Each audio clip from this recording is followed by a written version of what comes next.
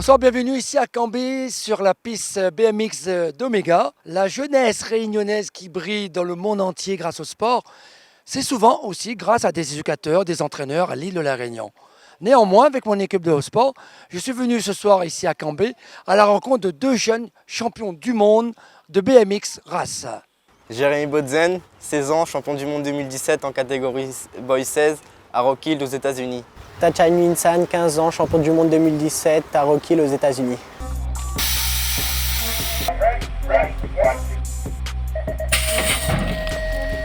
Comment tu as pu réussir étant jeune et habitant au port?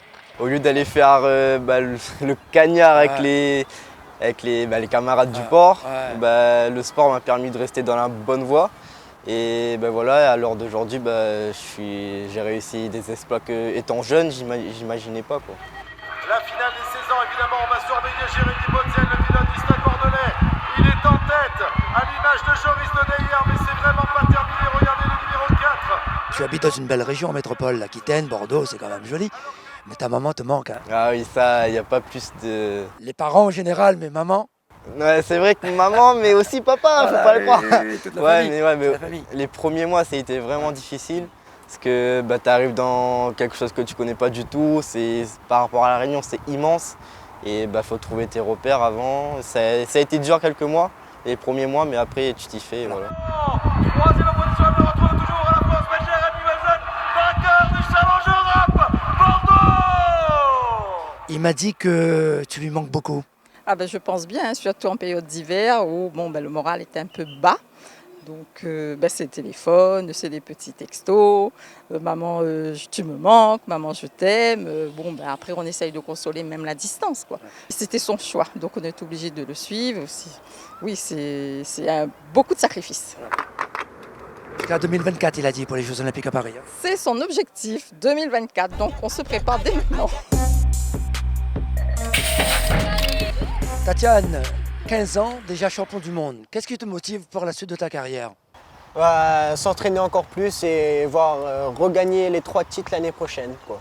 Et les Jeux Olympiques, par exemple, ça te dit quelque chose? C'est un grand rêve, surtout ceux de Paris 2024 en France, c'est mon plus beau rêve, quoi.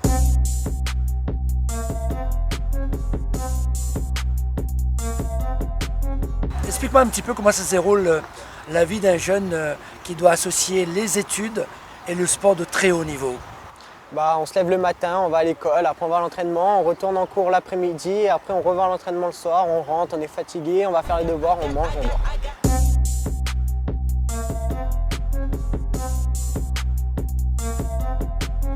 Tatiane, on peut revenir un petit peu sur le déroulement de la compétition lorsque tu as eu le titre de champion du monde?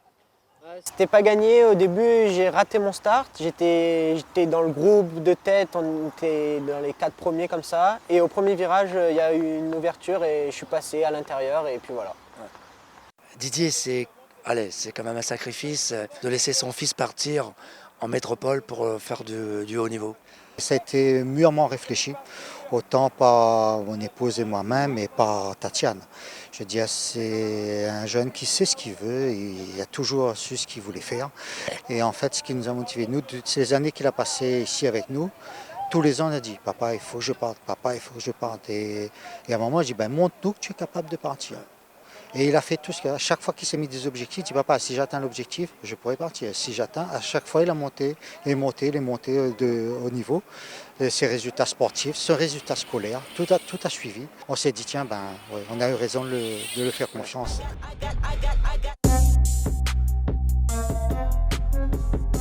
Jérémy, tu peux me commenter la finale où tu deviens champion du monde?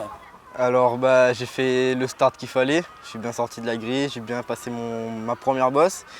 Et j'ai fait le taf avant le premier virage de bien aller chercher l'intérieur pour avoir une bonne seconde ligne. Et ouais, j'ai continué sur cette lancée. J'ai bien réussi à faire mes passages techniques. Et comme on peut le voir sur la vidéo, je prends une petite longueur d'avance. Et je le garde jusqu'à la ligne d'arrivée et voilà, quoi. C'est pas un travail, c'est une passion de s'occuper des jeunes qui deviennent par la suite des champions du monde. C'est une passion en premier lieu, mais il faut avouer que étant brevet d'État, c'est aussi mon métier. Donc du coup, on allie un petit peu la passion avec le métier en fait. Allez, on va faire des cours. Le club, ça fait plus de 20 ans qu'il existe. Moi, ça fait quelques années que je suis au club, que j'entraîne. Donc déjà depuis l'époque de Tatiane, donc ça fait déjà un peu plus de 10 ans. Nous, notre but, justement, c'est que les pilotes performent et qu'ils aillent le plus loin possible dans leur sport qui est aussi leur passion. Actuellement, nous sommes très satisfaits puisque nous avons deux champions, disons, qui sont revenus au pays, qui étaient vraiment au-dessus du lot à La Réunion. Ils ont été obligés de s'expatrier. Ils ont brillé, disons, cette année sur pratiquement toutes les courses en métropole, que ce soit au championnat de France, au championnat d'Europe et au mondial. 2024 à Paris, c'est jouable. J'y rêve. Et j'espère y être avec Tatiane, pourquoi pas. Mais ouais, j'espère y être. 2 Réunionnais en finale des Jeux Olympiques à Paris, moi. C'est le rêve. Je paye un billet d'avion, je viens vous voir. Avec plaisir.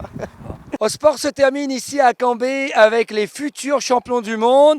On va dire donc au revoir et à très bientôt sur Au Sport.